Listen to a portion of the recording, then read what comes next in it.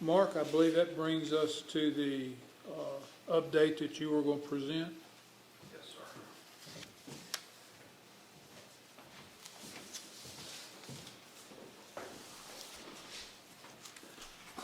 sir. Members of council, at the direction of your prior city manager, I was instructed to begin to look at the city personnel policies, well, quite frankly, all of the city policies.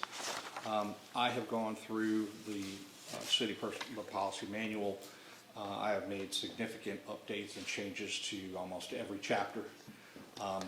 That's a lot to carry and a lot to consider all at one time, so we thought it best that we break it up into just the chapters themselves for you to consider the changes and decide whether or not you're willing to accept the changes and adopt it as new city policy. You should have received a copy of the Chapter 1 Personnel Policy. I do want to draw your attention to a couple of items.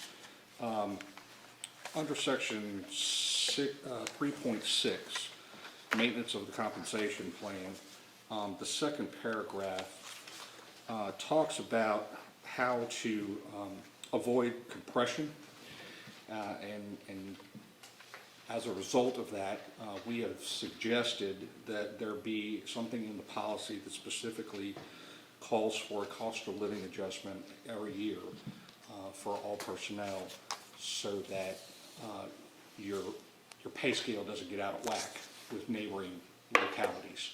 So you stop hopefully losing personnel to other localities, and number two, have it as a tool to retain personnel.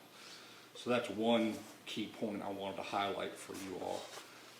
The second would be under Section 312, longevity pay. Again, this is another one of those attempts to try and entice folks to stay in the employment of the city. The one question that we had with regards to the longevity pay option was whether or not this should be an option available for constitutional officers as well. We didn't know if you wanted to try and include them, or if they would be a special, they would get some type of a special longevity pay at some point if determined by council, but it's completely up to you. We just didn't know what council thought of that particular idea. But all in all, the revisions that have been made, I hope make personnel policy a little bit easier to understand. When I initially went through it, it looked like it hadn't been revised in a very long time, number one. Number two, it seemed a little disjointed, so I tried to organize it in what I thought would be a comprehensive and understandable manner that the employees would understand. The Family Medical Leave Act requires 30 days notice to city staff of potential changes to those provisions. That was done several months ago, so that is not an issue at this point. So really, at this point, the question to council is, do you wish to go ahead and adopt as revised? Do you have any questions? Do you want to consider additional revisions or changes? And I leave that up to council. So I think all of you have had a copy of this for a week or more, and I had gone through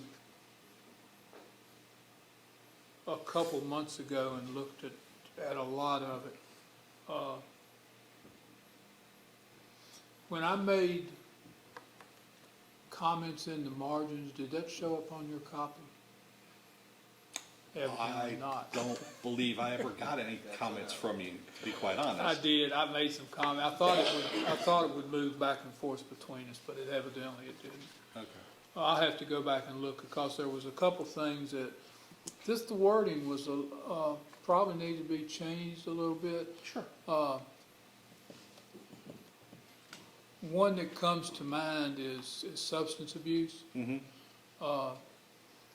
The way it's worded now, I think we need it to be more specific towards substance abuse on the job and what would define substance abuse? That particular area is the most problematic at this time.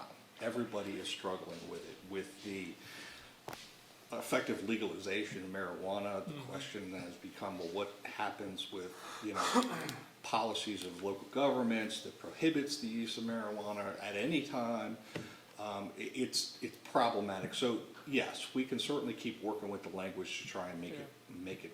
And I'm not fit. sure it's very clear on what it, I don't know if I understand what it means right now. Okay. I know that, to me, anytime any employee that is using any type of mood or mind altering substance on the job is in violation of some kind of policy.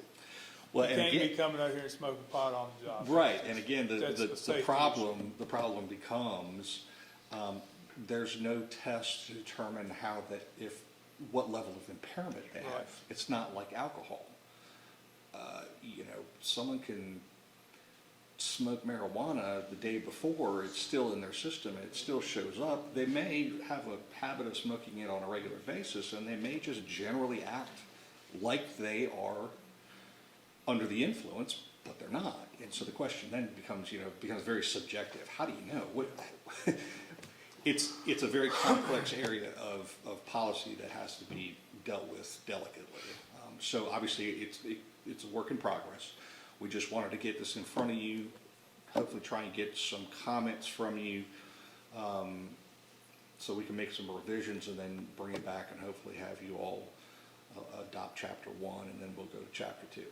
There's only one thing I had, and I can't remember where it's at, and I'm gonna think out loud here.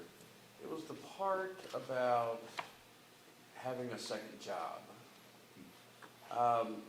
And I'm not opposed to the policy, because I understand the need. My concern is, and I've been there, done that, where I've needed 2, 3 jobs to make ends meet. My concern with how that policy is interpreted of keeping someone who works here till 5 and they want to work a few hours at Walmart, because they need the extra money. Now, I understand you don't want somebody working till 5 and then working all night long on an overhaul trucking job and try to work. I worry about making sure that if people do need those, part-time jobs at a Food Line or a Walmart or somewhere to help make ends meet, that we are not too restrictive. And I'm not sure how to make that happen, but it just worries me knowing how it's been before, where I've had to do several jobs, making sure that if somebody needs an extra job to kind of make the ends meet, that we're not too restrictive on that approval for them to do it. And like I say, I'm not opposed to the policy as it's written in there. It was just making sure the interpretation down the line, and I don't know how you ensure that, but I don't want to knock somebody out of a seasonal job, or, just something simple, a few hours in the evening after they leave here, but if that makes sense. Yeah, I mean, the way that it is written in the policy is basically you should not have a second employment unless you at least notify your supervisor of your need to have that second employment, the kind of hours you'd be working, and then that supervisor makes the determination if it's okay or not. And I would think, in the environment we currently live in, high inflation, costs are going through the roof, I think everybody understands that, you may need a little extra money on the side. So I think that'll play into the determining factors as well. But I'm not sure how I could possibly write it in. I don't think you can reword it any better way than it was. Right. Like I say, my concern is interpretation depending Sure. on supervisor to supervisor and, making that determination. Yeah.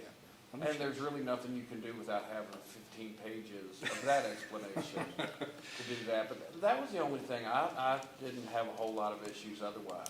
Okay. I thought it was good, other than just that concern. Okay. All right, so I guess, Mr. Mayor, then I will get with you about your questions. I'll have to go back and on find the substance. first document I had, because Okay. there were several things, and on the section 3.1 the longevity pay. Did y'all want to discuss that any tonight? I got a question about the ones from 1 to 10.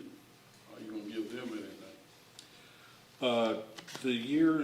The longevity periods are 5 to, it starts at 5 to 9. So anybody with only just starting employment up to 4 years. Top of the next Is it page. missing on your page? It might be on It's, that one line carries over to the top to of the next page. Okay, that's why. Yeah, so the 0 to 4 don't necessarily get longevity pay, just because they're brand new employees.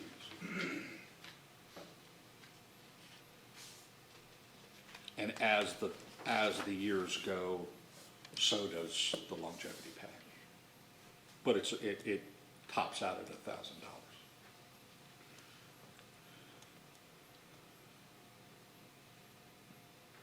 And I spoke about this and discussed it with finance director, and he's comfortable from a financial perspective that this is something the city can do without, putting undue stress on the finances.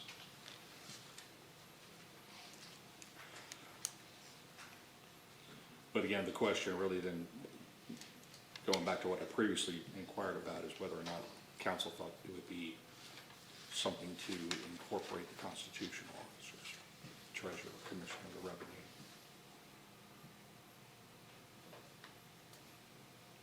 So they fall under, and I never get this straight, they fall under our personnel policy, correct? Our fiscal, we pay them.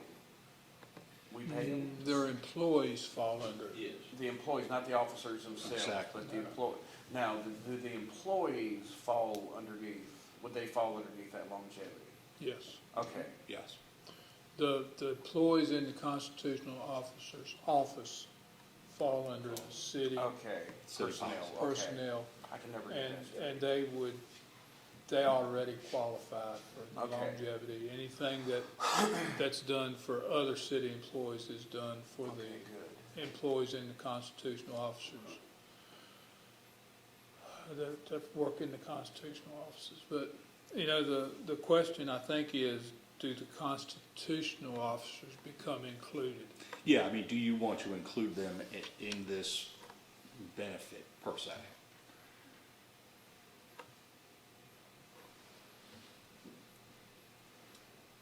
Or you have something, a different layout of what their longevity pay would be because they're constitutionals, if they Yeah. get reelected or something, they get some kind of Did- longevity pay. And years ago, Alan, did the constitutional officers ever get the longevity pay? That's what I was wondering. I don't know, and Yeah, I mean, I wrote it in such a way that the constitutionals would not be incorporated, just because they're constitutional officers and they're elected by the citizens. I figure that's the determining factor for them.